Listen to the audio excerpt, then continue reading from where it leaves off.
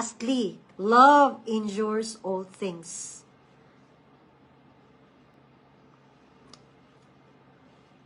And kasi nga, I was asked in my card, what are 3 things you want to see in your married life? That is why I am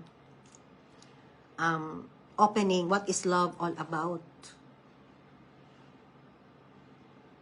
Kasi nga, sa totoo nga lang, yung love with our family is not really the true love. It comes from above, from God. For me siya lang talaga ang totoong nagmamahal sa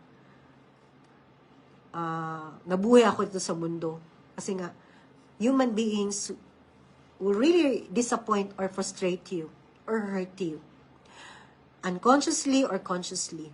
Kasi nga, mayroon silang issue sa mga buhay nila, sa sarili nila. That's how I interpret na lang.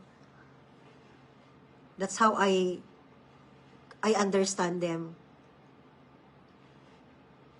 Because you cannot force love. Give them freedom. Na sa tingin nila na doon sila masaya. Then, pabayaan mo sila.